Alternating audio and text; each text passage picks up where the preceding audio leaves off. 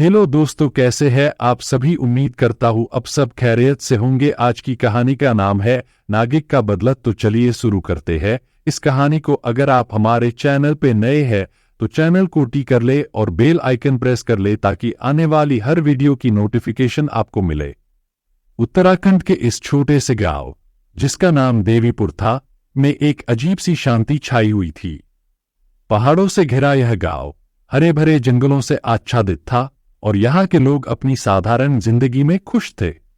लेकिन पिछले कुछ हफ्तों से गांव में कुछ ऐसा हो रहा था जिसने सबको विचलित कर दिया था। गांव के उत्तर दिशा में स्थित एक छोटे से घर में 25 वर्षीय रघु रहता था। रघु अपने माता पिता का इकलौता बेटा था और उसके पिता गांव के ही मंदिर के पुजारी थे। एक रात जब रघु अपने दोस्तों के साथ गांव के बाहर मैदान में खेलकर वापस आ रहा था तो अचानक उसकी चीखों की आवाज गांव में गूंज उठी। लोग दौड़कर वहां पहुंचे, लेकिन तब तक बहुत देर हो चुकी थी। रघु का शरीर जमीन पर पड़ा हुआ था, उसकी आंखें खुली हुई थीं और चेहरा भय से विकृत हो चुका था।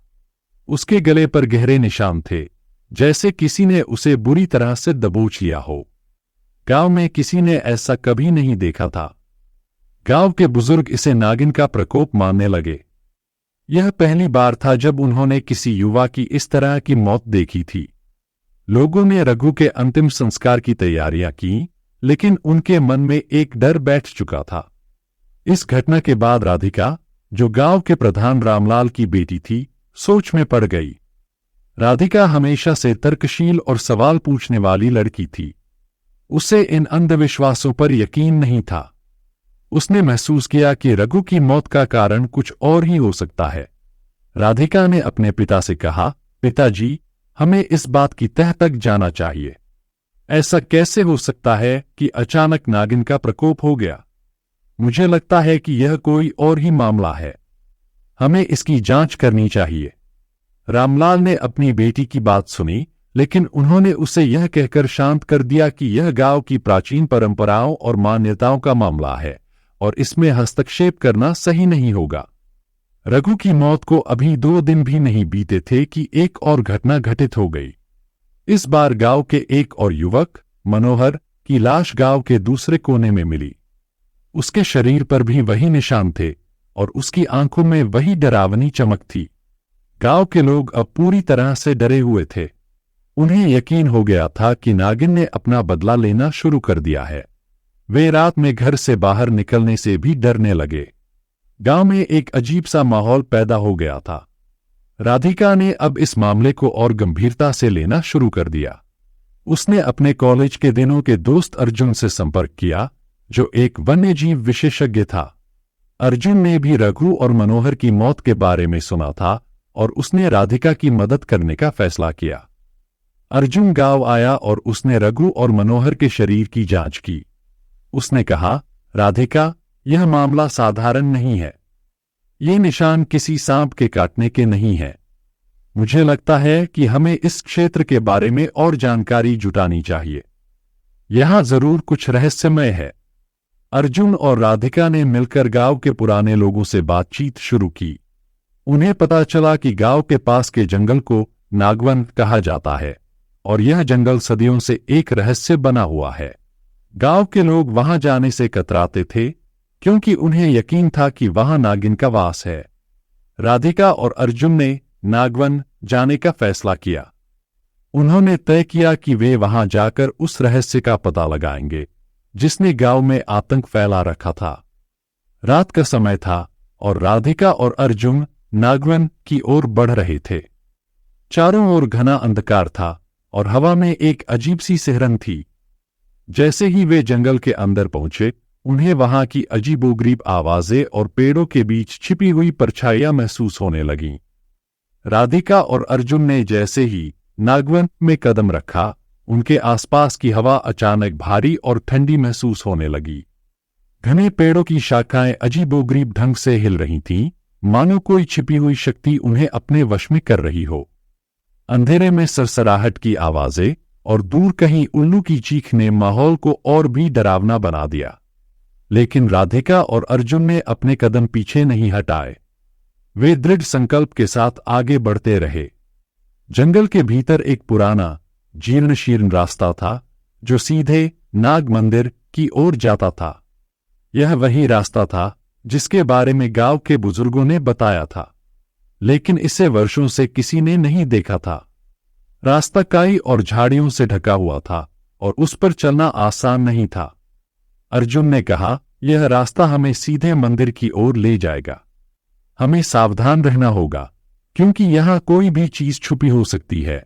राधिका ने सिर हिलाकर सहमति जताई और दोनों ने धीरे धीरे आगे बढ़ना शुरू किया।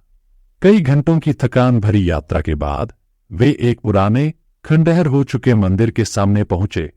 मंदिर की दीवारों पर नागों की आकृतियां उकेरी गई थीं और जगह जगह पत्तों और बेलों ने उन्हें ढक लिया था। मंदिर का प्रवेश द्वार टूटा हुआ था और अंदर अंधेरा पसरा हुआ था।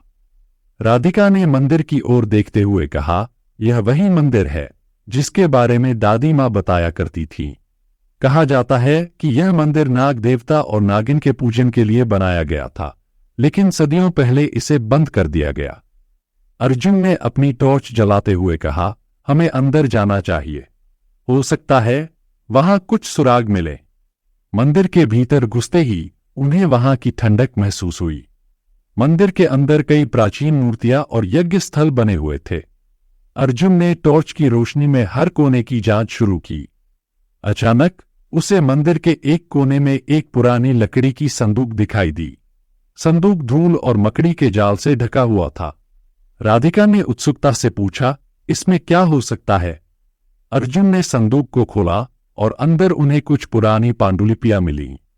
पांडुलिपियां नागमणि, नागिन और उसके साथी नाग के बारे में थीं। उन पांडुलिपियों में प्राचीन संस्कृत में लिखा हुआ था, जिसे समझना आसान नहीं था, लेकिन अर्जुन ने संस्कृत पढ़ाई की थी, इसलिए उसने उन पांडुलिपियों को पढ़ने का प्रयास किया। अर्जुन ने पांडुलिपियों का अनुवाद करना शुरू किया और उसमें नागिन की कहानी का वर्णन किया गया था। सदियों पहले इस गांव के पास के जंगल में एक नागिन और उसका साथी नाग शांति से रहते थे। वे दोनों अत्यधिक शक्तिशाली थे और उनके पास एक अनमोल मणि थी, जिसे नागमणि कहा जाता था। इस मणि में असीमित शक्ति थी और यह किसी भी व्यक्ति की सभी इच्छाओं को पूरा कर सकती थी। लेकिन एक दिन गांव के पास के राज्य का राजा, जो लालची और निर्दयी था, उस मणि के बारे में जान गया। उसने अपने सैनिकों को नाग को मारने और मणि को हड़पने का आदेश दिया। सैनिकों ने चालाकी से नाग पर हमला किया और उसे मार डाला। नागिन, जो उस समय कहीं और थी, जब वापस आई तो उसने अपने साथी को मरा हुआ पाया।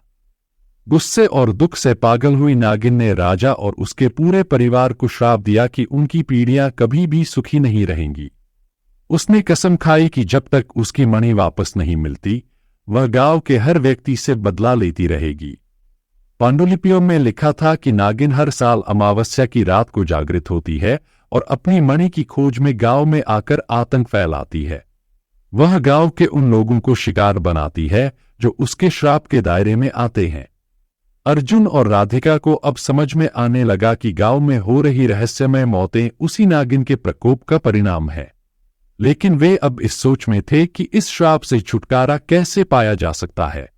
जैसे ही अर्जुन और राधिका ने पांडुलिपियों को बंद किया, मंदिर के अंदर अचानक से हवा का झोंका आया और वे दोनों चौंक गए। मंदिर के एक कोने से एक अजीब सी आवाज आई। उन्होंने अपनी टॉर्च की रोशनी उस ओर डाली तो देखा कि वहां की दीवार पर एक प्राचीन चित्र उकेरा हुआ था। इस चित्र में नागिन को एक झील के पास खड़ा दिखाया गया था और उसके पास एक पत्थर का स्तंभ था जिसके ऊपर मणि रखी हुई थी। राधिका ने उस चित्र को देखकर कहा, शायद यह चित्र हमें बता रहा है कि मणि कहाँ छिपी हुई है। यह झील हमारे गांव के पास ही कहीं होनी चाहिए। हमें इसे खोजकर मणि को वापस करना होगा, तभी इस श्राप से गांव को छुटकारा मिलेगा। अर्जुन ने सहमति जताई और कहा, हमें जल्दी ही इस झील की खोज करनी होगी, क्योंकि हर गुजरता दिन गांव के लोगों के लिए और भी खतरनाक हो सकता है। राधिका और अर्जुन ने नाग मंदिर से लौटने का फैसला किया। उन्होंने पांडुलिपियों को सुरक्षित रखा और जल्दी से गांव लौट आए। राधिका और अर्जुन ने जैसे ही नाग मंदिर में मिली पांडुलिपियों को पढ़ा, उनके सामने एक अद्भुत और दर्दनाक कहानी का खुलासा हुआ। यह कहानी थी उस नागिन की जिसने सदियों से अपने साथी नाग की हत्या का बदला लेने के लिए गांव और उसके आसपास के इलाके में आतंक मचा रखा था। यह कथा इतनी हृदय विदारक और रोमांचक थी कि दोनों ही उसकी गहराई में डूब गए। सदियों पहले, जब इस क्षेत्र में न तो इतने गांव थे न ही इंसानी बस्तियां, तब यहाँ के घने जंगलों में नाग और नागिन की एक जोड़ी रहती थी। उनका नाम था शेषनाग और तक्षकिनी। दोनों ही नाग जाति के शक्तिशाली प्रतिनिधि थे और उनकी उपासना होती थी। वे अपने विशाल रूप और दिव्य शक्तियों के कारण पूरे क्षेत्र में पूजित थे। उनका निवास एक दिव्य झील के पास था जो गहरे जंगल के बीच स्थित थी। यह झील नाग झील के नाम से जानी जाती थी और यह झील स्वयं अपनी एक अलग ही रहस्यमयता समेटे हुए थी। इस झील के पास एक प्राचीन मंदिर भी था जिसमें नागमणि स्थापित थी। यह मणि इतनी शक्तिशाली थी कि उसके प्रकाश से पूरे क्षेत्र में सुख समृद्धि फैली रहती थी। समय बीतता गया और धीरे धीरे इस क्षेत्र में एक शक्तिशाली राज्य का उदय हुआ। इस राज्य का राजा रुद्र प्रताप अत्यंत महत्वाकांक्षी और लालची था। उसने कई राज्यों को अपने अधीन कर लिया था, लेकिन उसकी नजरें अब नागमणि पर थीं। राजा रुद्र प्रताप ने नागमणि के बारे में सुना और उसे पाने की इच्छा से पागल हो गया। उसने अपने दरबार के मंत्रियों से सलाह ली और निर्णय लिया कि वह नागमणि को किसी भी कीमत पर हासिल करेगा।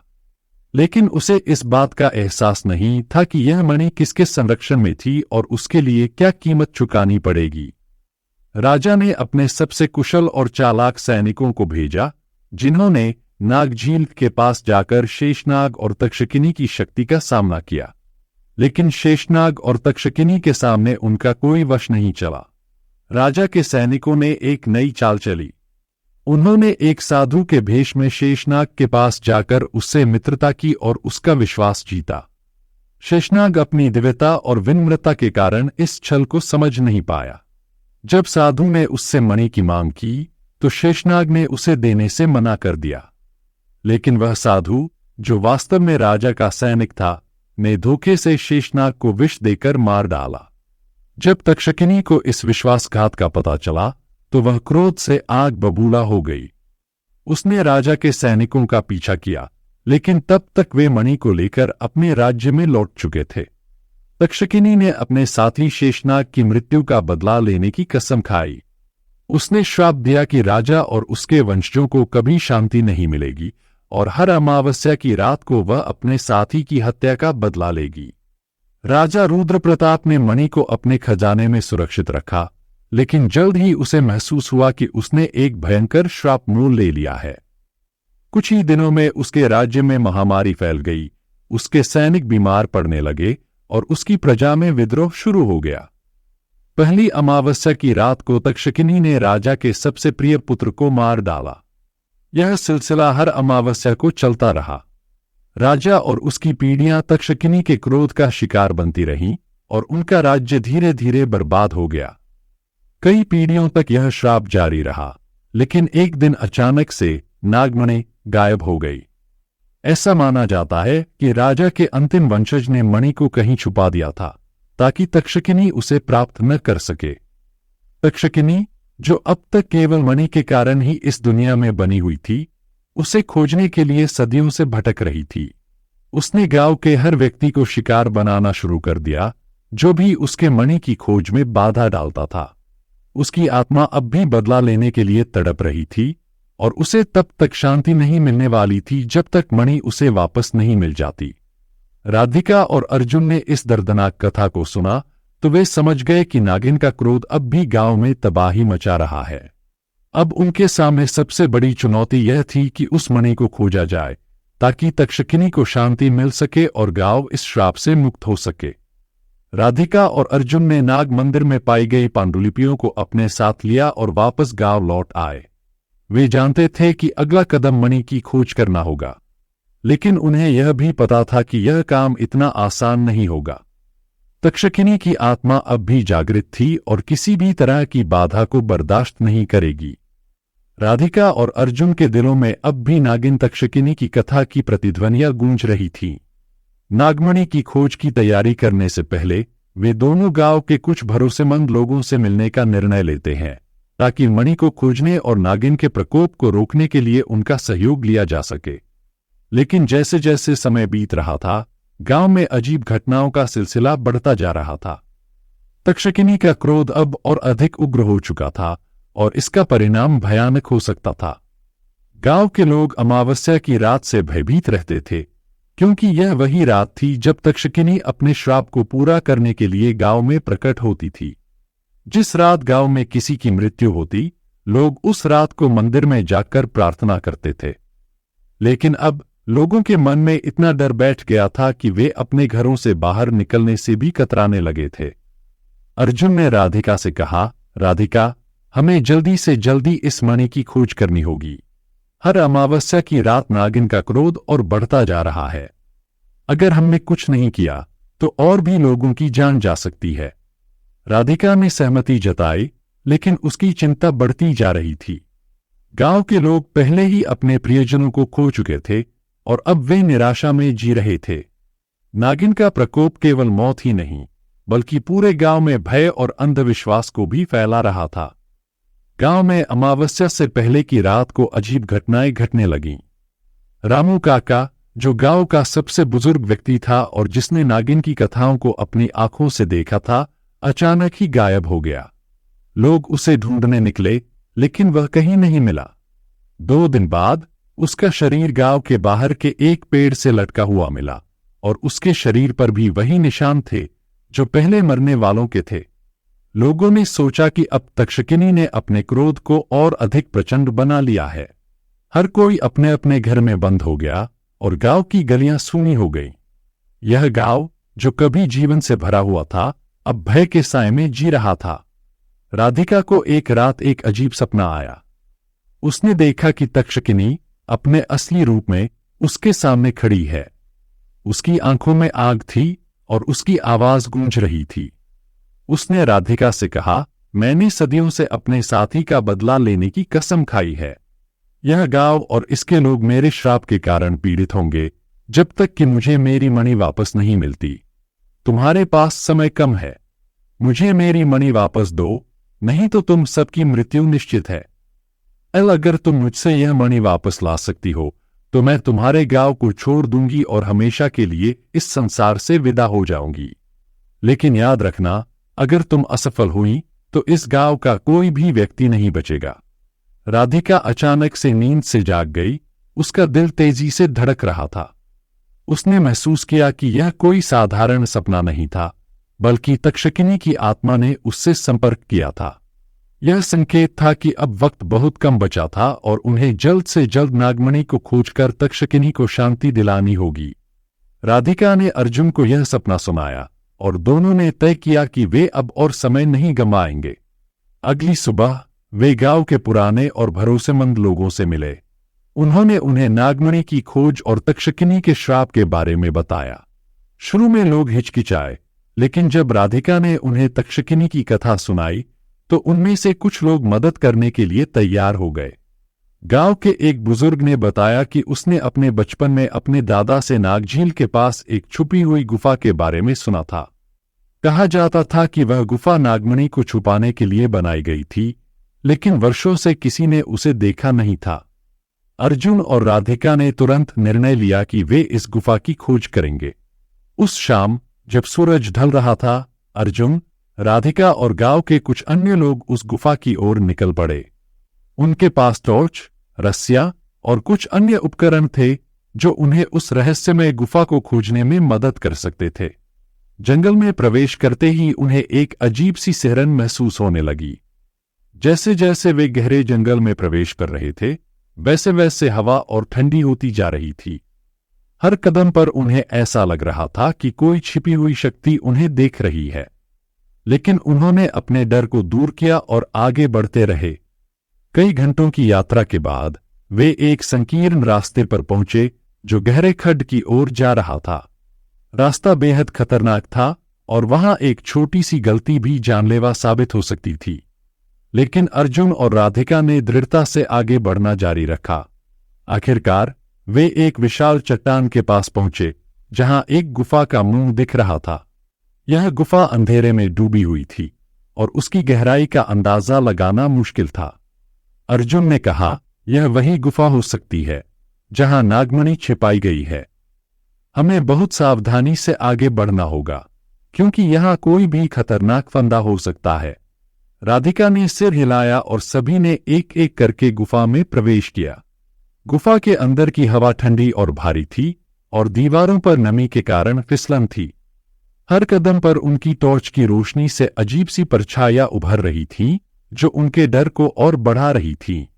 जैसे ही वे गुफा के अंदर बढ़ते गए, उन्होंने देखा कि गुफा के भीतर एक प्राचीन स्तंभ खड़ा था, जिसके ऊपर कुछ चमकता हुआ दिखाई दे रहा था। अर्जुन ने अपने कदम तेजी से बढ़ाए और उस स्तंभ के पास पहुंचा। उसने देखा कि वह नागमणि थी, जो अपनी अद्भुत चमक से चारों ओर रोशनी फैला रही थी। लेकिन जैसे ही अर्जुन ने नागमणि को उठाने की कोशिश की, गुफा के भीतर एक जोरदार गर्जना गूंज उठी। गुफा की दीवारें हिलने लगीं और ऐसा लगने लगा जैसे पूरी गुफा उनके ऊपर गिरने वाली हो। राधिका ने चिल्लाकर कहा, अर्जुन, जल्दी करो, हमें यहां से निकलना होगा। अर्जुन ने नागमणि को उठाया और वे सभी तेजी से गुफा से बाहर की ओर भागे। गुफा के मुंह तक पहुंचते ही वे गिरते गिरते बच गए, लेकिन उन्होंने अपनी जान बचा ली। गुफा से बाहर निकलते ही अर्जुन और राधिका ने चैन की सांस ली। उन्होंने नागमणि को सुरक्षित रूप से अपने पास रखा और गांव की ओर लौटने लगे। अब उनके पास वह अनमोल मणि थी जो तक्षकिनी की आत्मा को शांति दिला सकती थी। जब वे गांव पहुंचे तो सभी लोग उनके इंतजार में थे। अर्जुन ने गांव के सभी बुजुर्गों के सामने नागमणि को प्रस्तुत किया और उन्होंने कहा, यह मणि अब तक्षकिनी को वापस की जाएगी ताकि उसका क्रोध शांत हो सके और गांव इस श्राप से मुक्त हो सके। अगली अमावस्या की रात अर्जुन और राधिका ने नागमणि को नागझील के पास उस मंदिर में वापस रखा जहां से उसे चुराया गया था। जैसे ही मणि को मंदिर के भीतर स्थापित किया गया, हवा में एक अजीब सी शांति छा गई। अर्जुन और राधिका ने देखा कि मंदिर के भीतर तक्षकिनी की आकृति उभर आई। उसकी आंखों में अब गुस्से की जगह शांति और संतोष था। उसने अर्जुन और राधिका की ओर देखा और धीरे धीरे उसकी आकृति धुंधली होकर गायब हो गई। गांव के लोगों ने महसूस किया कि अब उनके ऊपर से नागिन का श्राप हट चुका था। अर्जुन और राधिका ने गांव लौटकर सभी को इस खुशखबरी के बारे में बताया और पूरा गांव खुशी से झूम उठा। उन्होंने उन दोनों को धन्यवाद दिया जिन्होंने अपने साहस और बुद्धिमानी से गांव को उस भयानक श्राप से मुक्त किया। इस घटना के बाद नागवन का जंगल और नागझील अब एक पवित्र स्थान बन गया। लोग वहां जाने से डरने की बजाय अब वहां पूजा अर्चना करने लगे। गांव में फिर से खुशहाली लौट आई और देवीपुर का नाम फिर से जीवंत हो उठा। दोस्तों, कहानी पसंद आई हो तो वीडियो को लाइक शेयर जरूर करें। धन्यवाद।